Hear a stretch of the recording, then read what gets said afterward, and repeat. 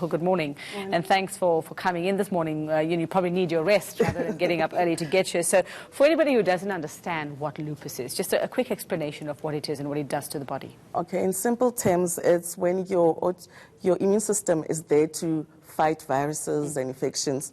But when you have lupus, the immune system gets fooled in a way and thinks that your body, your organs, your tissues, your glands are actually the virus, and they start attacking it. So it's an opposite of what it's supposed to be doing, and thus it causes you to have swelling of the joints, organ failure, nervous system. It also gets affected, like your brain, your spinal, and causes a lot of things that complicate your body. How did you know, or what made you go and have a checkup and formally, that led to your formal diagnosis 7 years ago? You were probably suffering with this longer than that. So when I was still young, teenager in high school, I used to have flare-ups.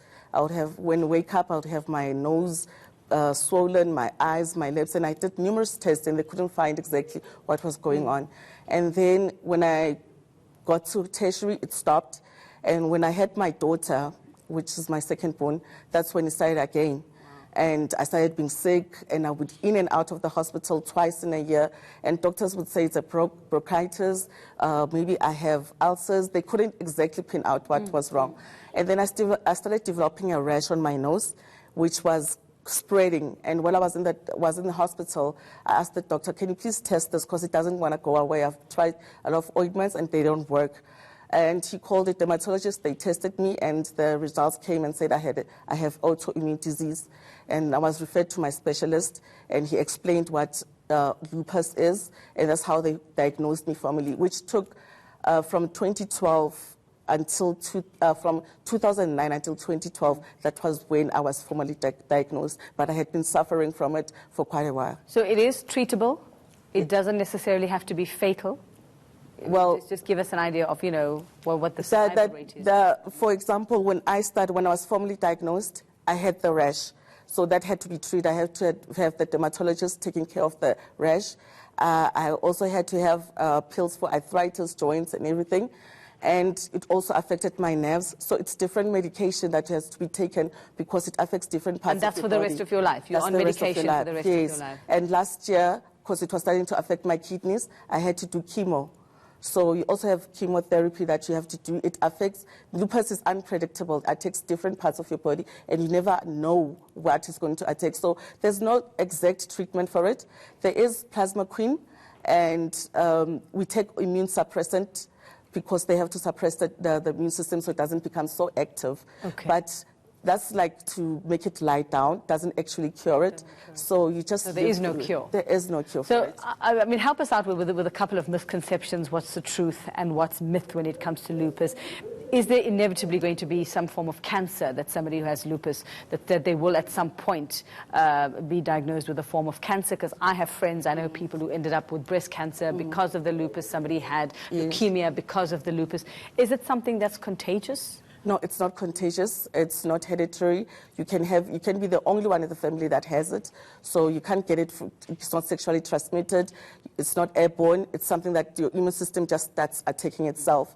And there's a lot of research that's being done to find out what is the cause, because mostly it affects the black woman, Latino and Asian. Not like the white people don't get it, they also get it, but majority is them, and majority is women. In rare cases, you find that it does affect men and children, but mostly it's those... and what, it can start in your teen years? Yes, like it did for you. Yes. And is there a cancer link? No, it's not really, not always. As I said, it can affect, because in the lupus drive, we've had people who've got diabetes.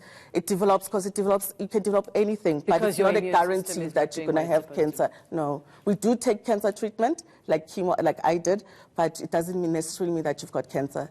Okay, so what do people need to know about lupus, especially if you are living with somebody who has lupus or if you suspect you have lupus? Obviously now, since 7 years ago, doctors are more aware and know what to test for. So with the lupus drive, I had been quiet about the disease because I felt it's none of anybody's business. But with joining the Lupus Drive, I was taught that you should speak out, let people know, inform people. And I did a talk at my work because I'm a teacher, and I told my colleagues, because mostly are females, and I told them that you should look for signs. If you're always tired, fatigue. The fatigue that you have is not the one that you worked hard today, so you're tired. It's when you wake up, you are continuously tired, feel like you can sleep.